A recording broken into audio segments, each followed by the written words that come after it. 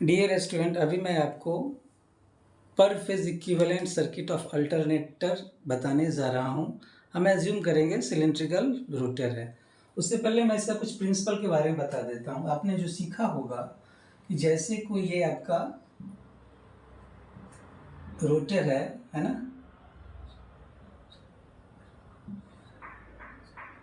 Okay.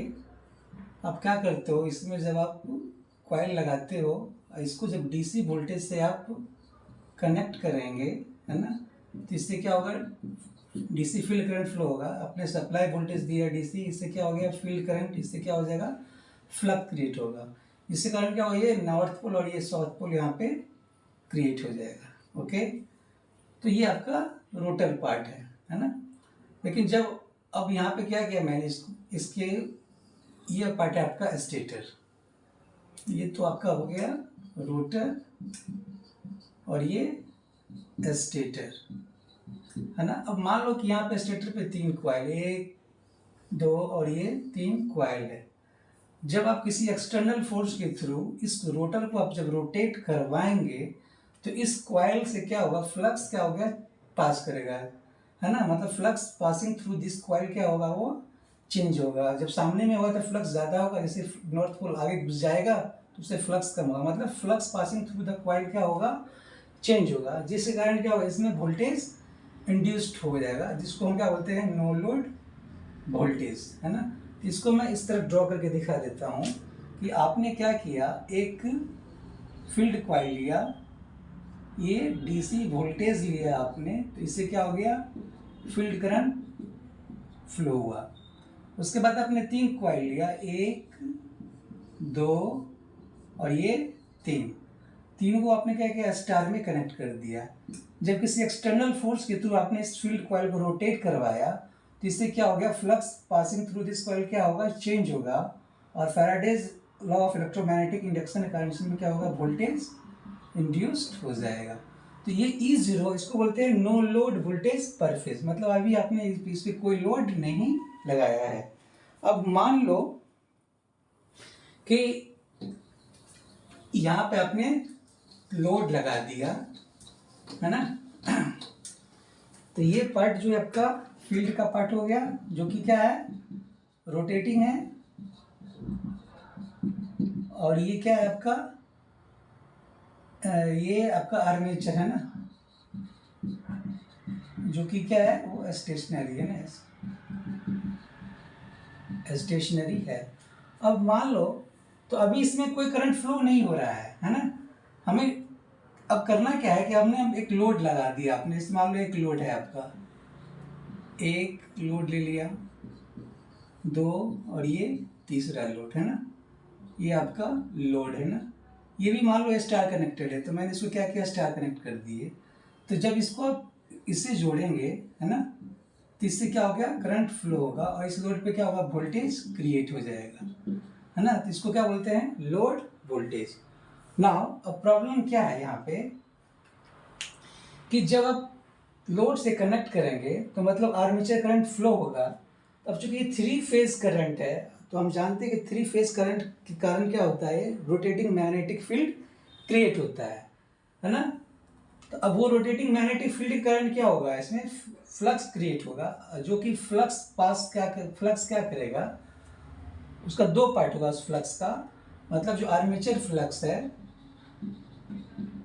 Armature flux है ना, इसका 2 पार्ट हो जाएगा। एक हो जाएगा लीकेज फ्लक्स है, and flux due to armature reaction, है ना। ये passes along side of armature coil। ये क्या होगा, passes through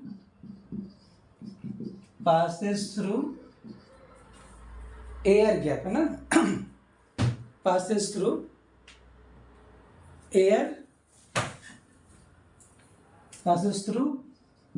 air gap। and affect the rotor flux. Okay, तो इसके कारण क्या होगा, वो जो लीकेज रिएक्टेंस होगा उसको हम एक्स एल से लिखेंगे, और इसके कारण क्या होगा, आर्मेचर रिएक्शन के कारण जो रिएक्टेंस होगा उसको हम एक्स ए आर से लिखेंगे.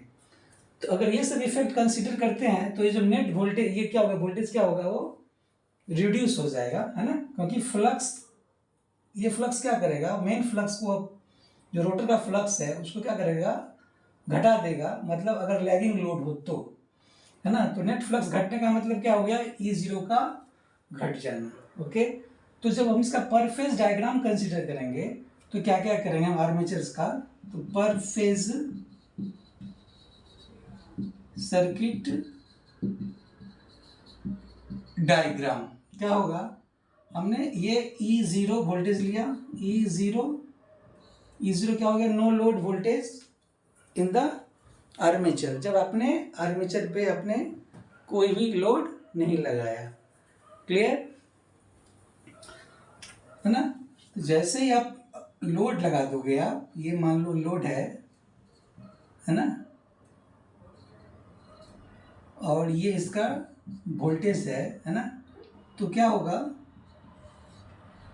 करंट फ्लो होगा, जिसमें हम एक चीज़ ड्रॉप ऐड करेंगे, इसमें आर्मेचर के रेजिस्टेंस को ड्रॉप को ऐड करेंगे, उसके बाद एक्सएल को और एक्स ए आर्मेचर रिएक्टेंस के ड्रॉप को हम ऐड करेंगे, है ना, और ये आपका करंट क्या हो गया, आर्मेचर करंट.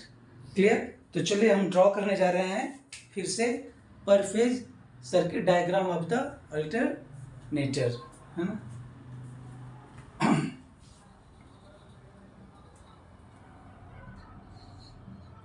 ई नॉट,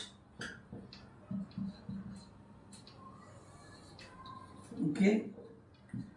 चलिए, तो फिर से इसको मैं ड्रॉ करूं.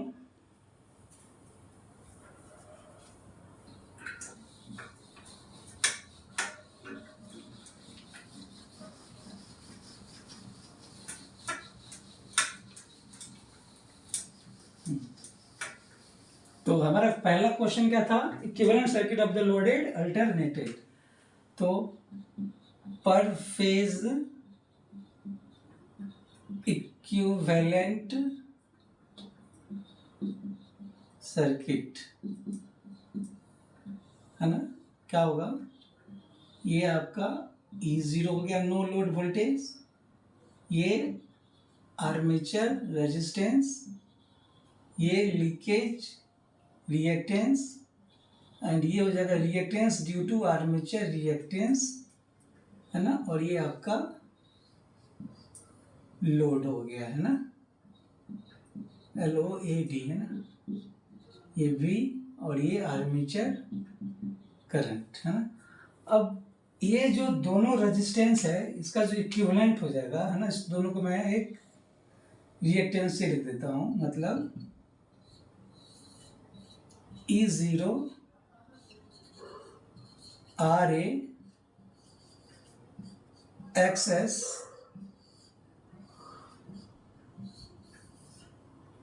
लोड, है ना, ये V, ये आपका IA. एक्सएस को बोलते हैं सिंक्रोनस रिएक्टेंस, जहाँ पे एक्सएस क्या हो गया, leakage reactance plus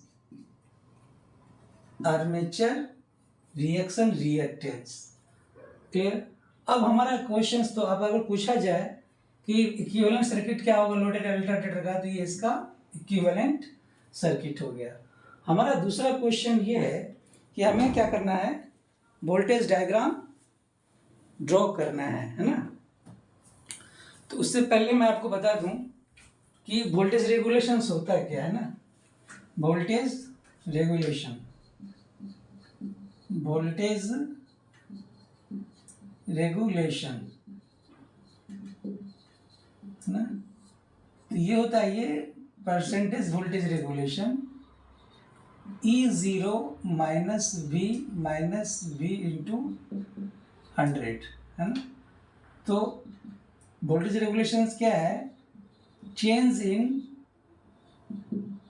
no load voltage, no load voltage to full load voltage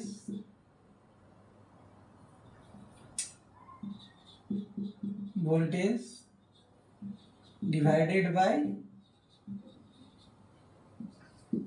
full load voltage. Okay, और ये जो E0 माइनस V है इज द अर्थमेटिक डिफरेंस, है ना, अर्थमेटिक डिफरेंस मतलब ये अलजेब्रा लॉ को फॉलो करेगा ना। Okay, arithmetic difference. एक और इसको ड्रॉ कर सकते हैं ये इस तरह, ये आपका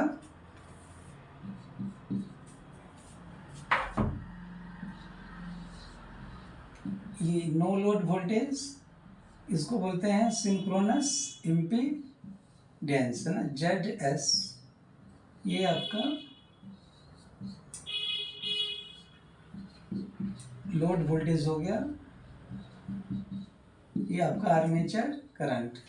तो जहां पे जो ZS क्या है, RA प्लस JXS, है ना। इसको अगर वेक्टर फॉर्म में लिखना चाहें तो ZS इज इक्वल टू क्या होगा, ZS angle theta, where ZS is equal to क्या है, R square A plus X square S, और जो थीटा है वो क्या है, XS बाई RA, है ना। मतलब आपका ये इम्पीडेंस ट्रायंगल है, RA XS ZS और ये आपका थीटा। क्लियर। तो अब मैं बारी बारी से करने जा रहा हूँ, फेजर डायग्राम ड्रॉ कर रहा हूँ for lagging load as well as leading load के लिए, है ना। तो चलिए स्टार्ट करें।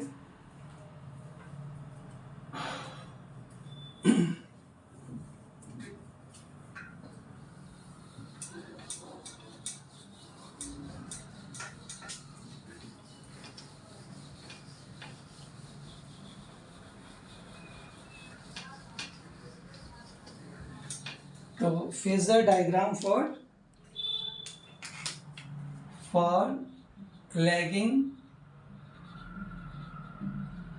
पावर फैक्टर, है ना। ओके, तो सर्किट डायग्राम तो आपने देख लिया। ये क्या था, E0, ये आर्मेचर रेजिस्टेंस, ये सिंक्रोनस रिएक्टेंस, और ये आपका लोड, ये V, और ये आर्मेचर करंट, है ना। तो हम करेंगे क्या इसमें, मैं करंट को मैंने क्या किया, रिफरेंस मान लिया, क्योंकि सीरीज सर्किट है तो आप इसको क्या करेंगे, करंट को रिफरेंस मान लेंगे। तो अब जरा बताओ आप, ये आपका आर्मेचर करंट है, तो चूंकि ये लैगिंग लोड है तो इसमें जो आर्मेचर करंट है ये आपका IA, ये क्या करेगा, B से क्या करेगा, वो लैग करेगा। तो चूंकि आपने करंट को रेफरेंस मान लिया है तो करंट के रिस्पेक्ट में वोल्टेज क्या होगा, लीड करेगा। तो मैंने इसको इस तरह दिखा दिया, ये B हो गया, कितना एंगल से लीड कर रहा है, ये मान लो ये फाई एंगल है। ओके, इसका नाम मैंने O लिख दिया और ये नाम A, है ना। तो O और ये पॉइंट क्या हो गया आपका A।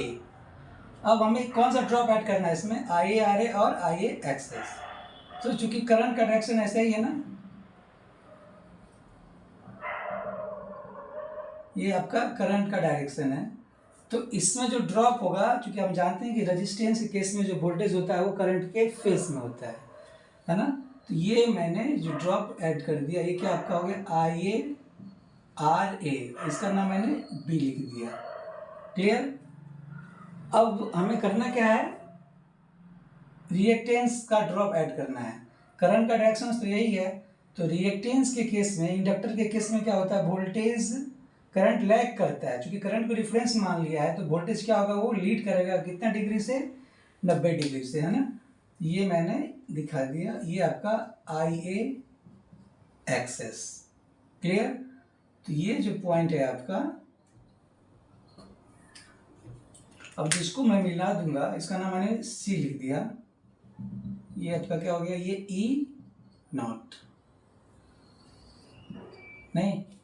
तो अब इसको हमारा एम क्या है, E0 का वैल्यू क्या होगा, E0 is equal to what, और वो कितना एंगल बनाएगा आर्मेचर करंट से, है ना।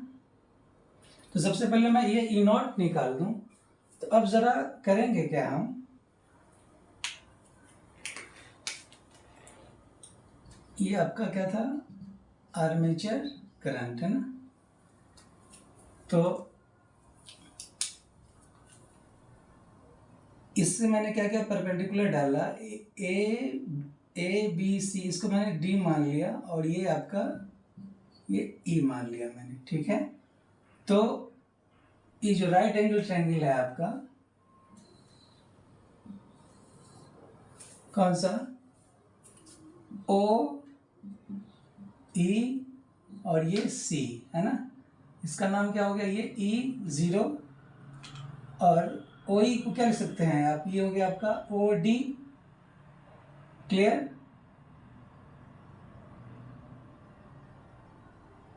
तो OC square is equal to क्या लिख सकते हैं, OE square plus EC square, है ना। अब ये OE को क्या लिखेंगे आप,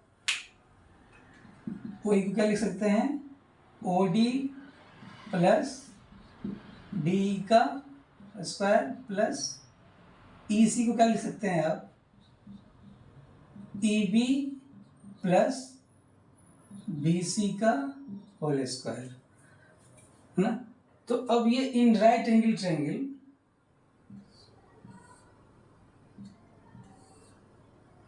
ODA, है ना, ये आपका B है, ये क्या है, फाई, है ना। तो आपका जो OD क्या हो जाएगा, इसमें आप cos phi is equal to क्या लिखेंगे आप, OD बाई B। तो OD क्या हो गया, B cos फाई, ओके। और DE क्या हो जाएगा, DE is equal to AB, मतलब ये क्या हो गया, IARA, है ना। सिमिलरली EB क्या होगा, EB, है ना। तो इसको आप लिख सकते हैं, ये जो आपका साइन फाई क्या हो जाएगा, इसमें sine phi is equal to AD by B। तो sine phi is equal to AD और B दोनों क्या है, सेम है, AD is equal to BE। तो अपने मैंने यहाँ पे लिख दिया BE by B।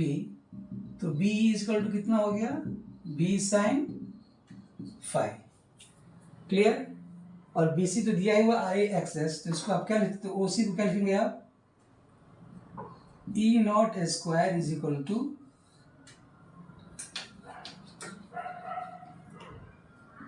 E0 square is equal to OD क्या है आपका, B cos फाई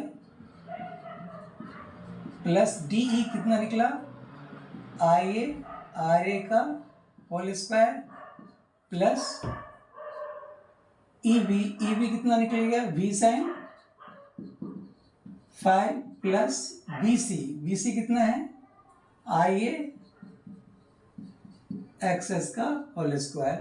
तो E0 नॉट इक्वल टू क्या आ गया, V cos phi plus RA का whole square plus V sine phi plus IA X S का होल स्क्वायर। तो अगर E0 पता चल गया तो हम वोल्टेज रेगुलेशन निकाल सकते हैं, V regulation is equal to E0 minus V by V into 100। तो ये जो मैंने ड्रॉ किया है किस चीज के लिए, लैगिंग पावर फैक्टर के लिए। अब दूसरा क्वेश्चन है हमारा, कि अगर आपसे पूछता कि ये जो ई जीरो है वो आर्मेचर करंट से कितना एंगल बना रहा है, तब क्या करते हैं आप, ये एंगल जो है मान लो आप बीटा है ना, चलो उसको बाद में बताते हैं है ना, सिंपल क्या सी डिवाइडेड बाई वही कर देंगे तो angle made by A zero with respect to वही निकल जाता है ना। तो चलिए अब दूसरा क्वेश्चन है फॉर यूनिटी पावर फैक्टर के लिए। क्लियर, तो इसको मैं आपको मिटाने जा रहा हूँ।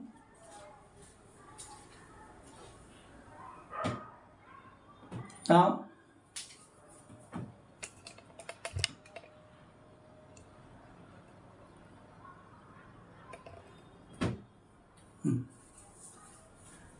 नेक्स्ट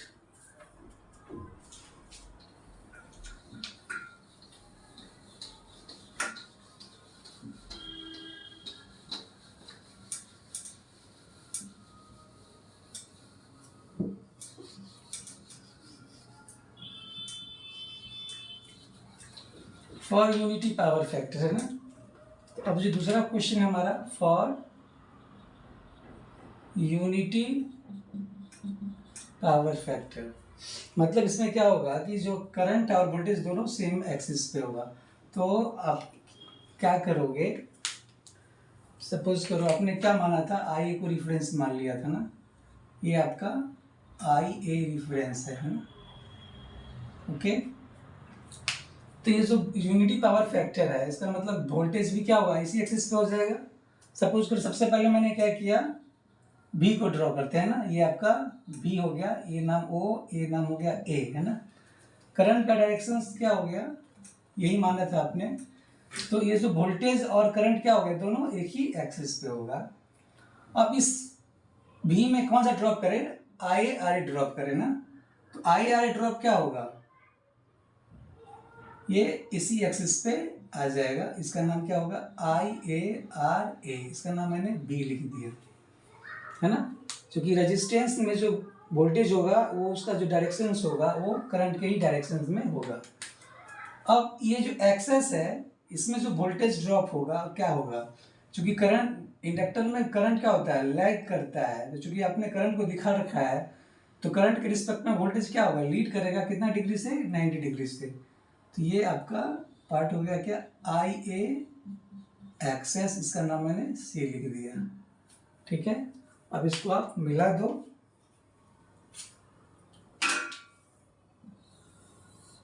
है ना, ये आपका ई नॉट। तो अब क्या लिखेंगे, o C square is equal to a o b square plus b c square. O c क्या हो गया, ई नॉट का स्क्वायर, ओ बी क्या हो गया, ओ बी को क्या लिख सकते हैं आप, ओ ए प्लस ए बी का होल स्क्वायर, बी सी क्या हो जाएगा आपका दिया हुआ आई एक्स का होल स्क्वायर। तो ओ ए क्या है बी, ए बी क्या हो गया आई ए आर ए का whole square plus b c i a x s का होल स्क्वायर। तो ये जो ई जीरो आ गया वो क्या आ जाएगा, b plus i a r a का whole square plus i a x s का होल स्क्वायर। तो अब फिर से आप जब चूंकि ई जीरो निकल गया है तो वोल्टेज रेगुलेशन आप निकाल सकते हैं क्या, e zero minus b by b into 100। तो ये फेजर डायग्राम था किसके लिए, यूनिटी पावर फैक्टर के लिए। अब मैं आपको बताने जा रहा हूं लीडिंग पावर फैक्टर के लिए, है ना। तो लीडिंग पावर फैक्टर के लिए क्या होगा,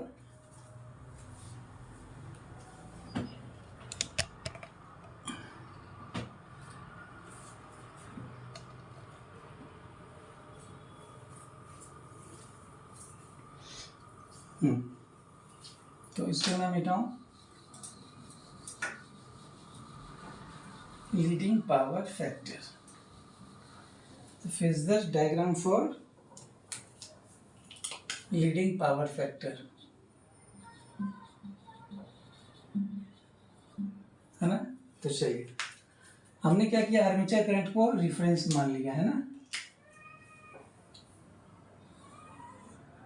आर्मेचर करंट को मैंने रिफरेंस मान लिया है। ओके, तो चूंकि ये लीडिंग पावर फैक्टर है, इसका मतलब करंट लीड कर रहा है, ओके, किससे? वोल्टेज से। पर आपने क्या किया, करंट को रिफरेंस मान लिया है, तो करंट के रिस्पेक्ट में वोल्टेज क्या करेगा? लैग करेगा। कितना डिग्री से? 5 एंगल से, है ना। ये मैंने यहाँ पे ये बी लिख दिया और ये एंगल कितना हो गया? 5, है ना। तो करंट क्या देख रहे हो? लीड कर रहा है बी से, ओके। नाउ अब इसमें कौन सा ड्रॉप ऐड करना है? आई आर ए ड्रॉप और आई एक्सेस ड्रॉप। तो चूंकि करंट का डायरेक्शन आपका ये है ना, तो इस बी में कौन सा ड्रॉप ऐड करें? I R A drop. तो आई आर ए ड्रॉप जो होगा वो करंट के ही डायरेक्शन में होगा, मतलब हमने ये आपका आई ए आर ए, है ना, इसका नाम ए लिख दिया मैंने, इसका नाम बी लिख दिया, ठीक है। ये आपका ए पॉइंट, ये पॉइंट बी, है ना। अब इसमें कौन सा ड्रॉप ऐड करना है? आई ए एक्स। तो इंडक्टर में जो वोल्टेज होता है वो, है ना, इंडक्टर में करंट क्या होता है? लैग करता है वोल्टेज से। क्योंकि आपने वोल्टेज को दिखा रखा है, करंट को दिखा रखा है, तो करंट के रिस्पेक्ट में वोल्टेज क्या करेगा? लीड करेगा। कितना एंगल से? 90 डिग्री से, है ना। तो ये जो पॉइंट है आपका, मैंने इसका नाम क्या हो गया? आई ए एक्सिस, और ये पॉइंट क्या हो गया? सी। क्लियर। अब हमने ओ सी को मिला देना है, तो ये ओ सी को जो मिलाएंगे आप, है ना, इसका नाम क्या हो गया? E not. क्लियर। तो अब करेंगे क्या हम इससे आप परपेंडिकुलर डाल दो, है ना, इसका नाम मैंने डी लिख दिया। तो यहाँ पे आप क्या देख रहे हो कि जो ओ सी स्क्वायर इज इक्वल टू क्या हो जाएगा? ये जो राइट एंगल ट्रायंगल है आपका, कौन सा? ओ डी और ये सी, है ना, ये ई नॉट है, ये वी है ना, हमें सी डी निकालना पड़ेगा, ठीक है। नाउ तो O C square is equal to क्या होगा? O D square plus C D square. Clear. Now अब हमने करना क्या है कि ये आपका क्या था? ई नॉट, हमने बी से परपेंडिकुलर डाल दिया, ये इस पे, है ना, इसका नाम मैंने ये ई लिख दिया है, ओके। तो ओ डी को आप लिख सकते हो क्या? ओ ई प्लस ई डी का होल स्क्वायर, और सी डी को क्या लिख सकते हैं आप? सी डी को B D minus B C का होल स्क्वायर लिख सकते हैं। ये जो सी डी है आपका, सी डी को क्या लिख सकते हैं? ये पूरा लेंथ में से मैंने ये ड्रॉप को घटा दिया। अब प्रॉब्लम क्या है? ओ ई कितना है? ओ ई कितना होगा? तो इस राइट एंगल ट्रायंगल में कौन सा ट्रायंगल? ओ ई और ये आपका क्या है? ए, है ना। ये क्या है आपका? बी, और ये एंगल, ये आपका एंगल क्या है? फाई, है ना। तो यहाँ पे ओ ई क्या होगा? तो जरा बताओ आप कि cos phi is equal to क्या होगा? ओ ई बाय बी, है ना। तो O E is equal to क्या हो गया? V cos phi. तो ओ ई का वैल्यू में निकल गया। अब ई डी क्या होगा? तो E D is equal to क्या है? ई डी को आप लिख सकते हो, ये E D is equal to A B, है ना। ए बी जो किसके बराबर हो जाएगा? आई ए आर ए के बराबर, है ना। तो हमें ओ ई का भी वैल्यू पता चल गया और ई डी का भी वैल्यू पता चल गया। अब किसका वैल्यू निकालना है हमें? बी डी का और बी सी का, ओके। तो अब जरा बताओ, इस बी डी को क्या लिख सकते हो आप?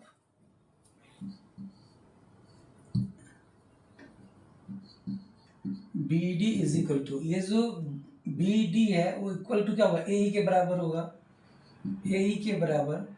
अब ये ए ई कैसे निकालेंगे हम? तो इस ट्रायंगल में क्या देखोगे, इसमें जो है sine phi is equal to क्या होगा?